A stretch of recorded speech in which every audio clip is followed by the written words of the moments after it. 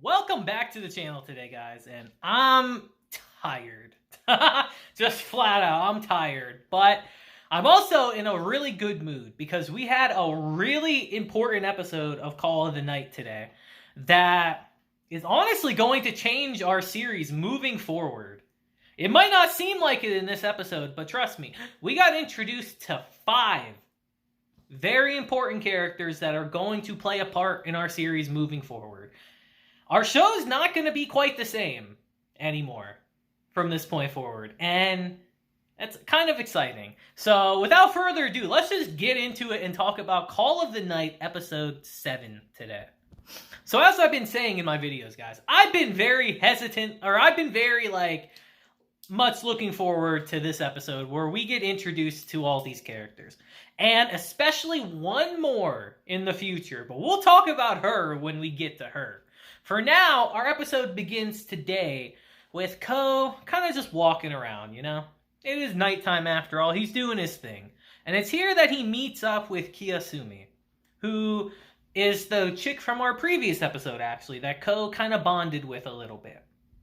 And they start talking, and she actually ends up thanking Ko.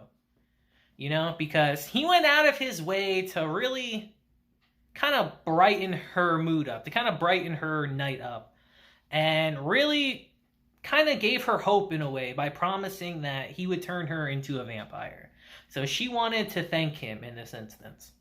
And Ko's a bit taken aback by this, because he says it himself. He's used to people thanking him, but that was only a persona he put on himself. That was a facade. He's used to people thanking him when he was at school, but that was a fake face he put up to interact with people. So this is one of the first times he's had someone thank him, like actually himself. And he doesn't really know how to take it. You know, he has kind of mixed feelings about it. And it starts raining in this instance. So he actually takes cover under the bridge. And as he's sitting there waiting for the rain to subside, he looks over and he notices something a little peculiar. He notices this one girl interacting with a bunch of guys over there, and he's like, wow, they're hitting on her. That's kind of wild. And while that's happening and the guys walk away, she notices him and waves to him. And he thinks nothing of it, you know? He's like, oh, this is... all right, I'll wave back. Hi, what's up? How you doing? And he just goes about his business. But then all of a sudden, he looks up, and this girl is standing in front of him. And when she approaches him, she asks him, like, you know, what do you think? What do you think of that situation that just happened over there? And Ko responds like, oh, you were getting hit on? She's like, yep, you're right on the money. And he's like, you know, that must suck for girls to constantly get hit on. And she tells him, no, not really. I was waiting over there to get hit on. And then she starts explaining to him her little routine of how, yeah, I constantly come out here and I go drinking with these guys. I hang out with them, you know. I pretend to be their girlfriends and all that, you know, just to kill some time. And Ko doesn't really know how to respond to that, you know. This is a type of girl he has not really interacted much with. He doesn't really know what to say. He thinks to himself, you know, isn't that a really dangerous way to enjoy the night? And he tells her that, you know, maybe you shouldn't be doing stuff like that, you know. It's not particularly safe. And the whole time they're interacting with each other, she's obviously teasing him, trying to make fun of him a little bit. And even showing a little bit of cleavage, saying, you like what you see, huh? And he's like, no, not really. He's like, do you do this with everyone? And she's like, no, only people I like. And she kind of takes a liking to Ko in this instance, you know? So she takes his drink and walks off with it. And Ko's like, yo, that's my drink. I'm drinking that. What the hell? So he starts walking after her, and they start having a conversation. And as they're walking, Ko's like, yo, you want to give me back my drink? And she's like, oh, all gone, sorry. And then she starts talking to Ko that, you know, recently things haven't been exciting. I haven't been able to feel excitement or to feel happy about anything at all recently. Everything's been so bleak and boring. And Ko in this instance says, you know, we're kind of similar. I'm the same way. He feels kind of a kinship with her because that is how Ko feels. He feels everything's bleak and boring and has no purpose. That's why he's doing all this to begin with. And he tells her that, we're kind of the same. I understand how you feel. And she kind of likes this response, to be honest. So she approaches him and gives him a hug and says, Ko, you really are a nice guy, Ko Yamori. Revealing that she does know who he is the whole time. She knew his name the whole time. And that this meeting was not an accidental one.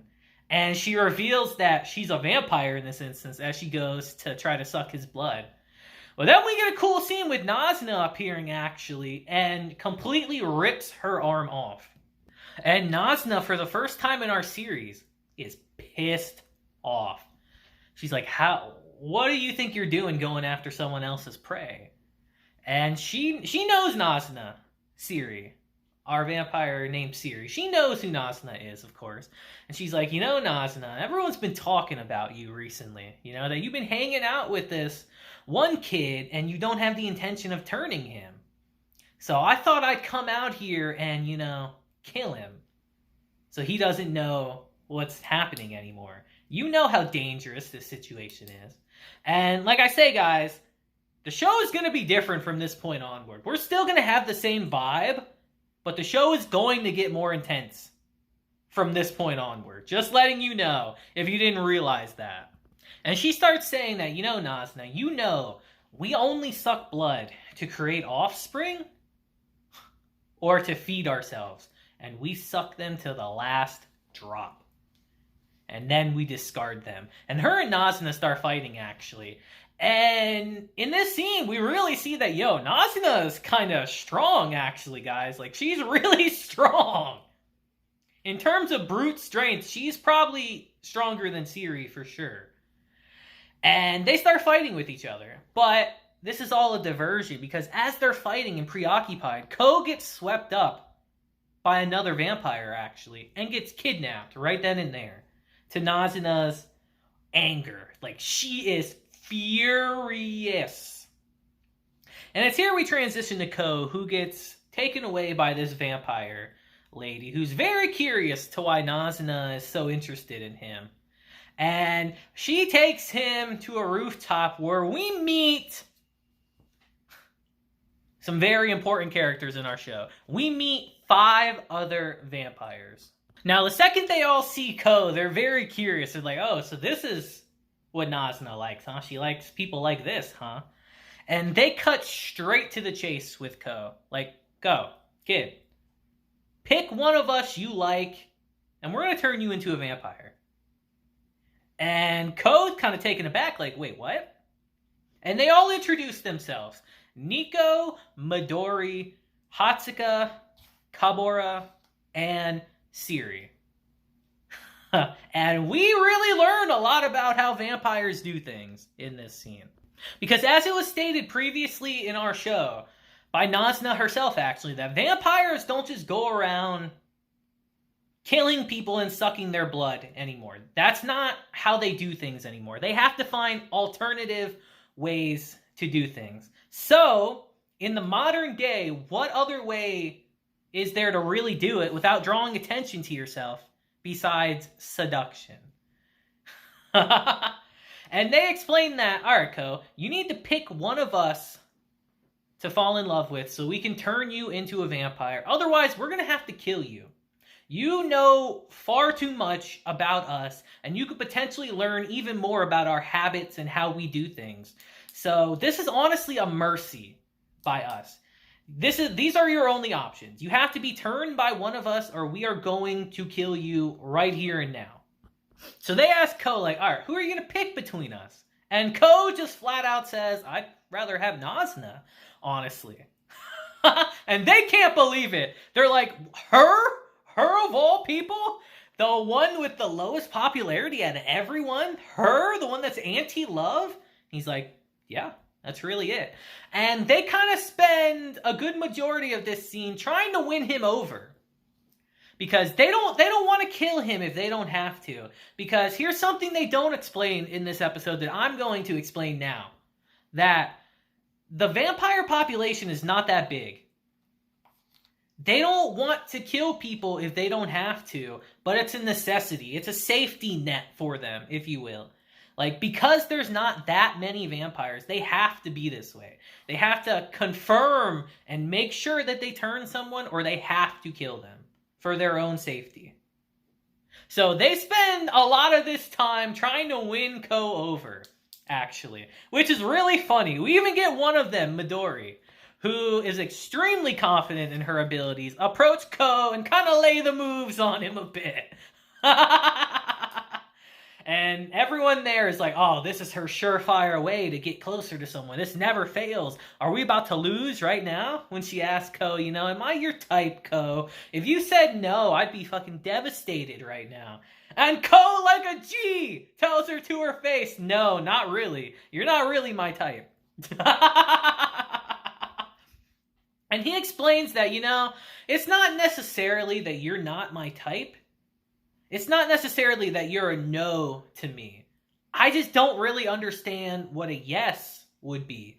I don't really understand much about love and romance and really just emotions in general, honestly. And he's trying to explain that to them. And this is when they tell him in this scene that, Ko, you don't seem to understand your situation here. You have to pick one of us right here or we're going to kill you. We're going to kill you right now. And it's here we transition to a scene between Siri and Nazuna when they're talking with each other, being very frank. And Siri's like, look, Nazuna, I know your deal. You get really embarrassed by this stuff. You're not used to this kind of stuff. But to hang out with this kid without the intention of turning him is dangerous for him. You're only putting him in danger by doing that. You know how we do things. You know how things have to be done. You're only endangering him by sticking around him like this. And Nazuna understands this, of course. And she even tells her, like, it's not that I don't want to make an offspring. And Siri's like, oh, then you're just using this kid as a cover, right? You really have someone else that you've been working on behind the scenes? Oh, I understand. Then we'll just kill this kid and be done with it. And, of course, Nazuna can't admit that who she's actually talking about is Ko.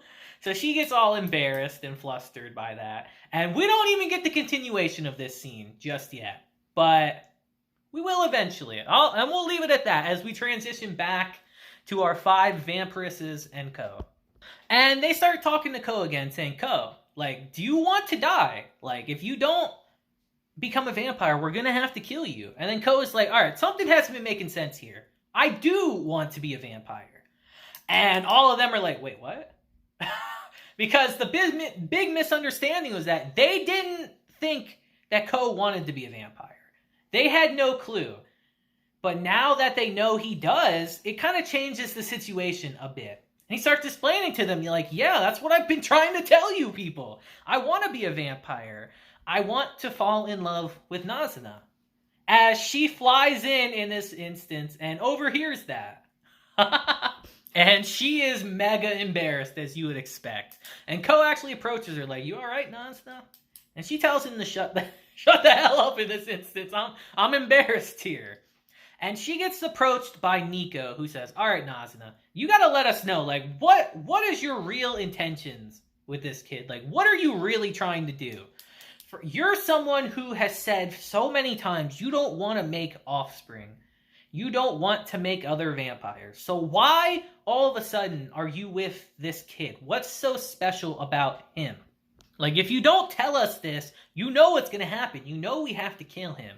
And Nazuna's about ready to throw down and fight everyone here. But Ko steps in and says, you know, she says she really likes my blood. She says my blood is really tasty. And I want to become a vampire. So we have a mutual understanding between each other. We both want something from each other, so we're both together to do something like that. Do I really need to explain any more about this? And Nico tells him, like, you know, that depends on Nazuna. And Midori says in this point, like, you know, Ko, we don't trust her.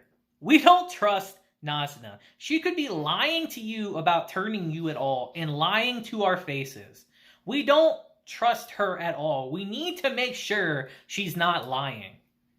And Ko in this moment says, you know, she told me when we first met that she wasn't going to actively make me fall in love with her. She said that you can fall in love with me if you want, and that's fine.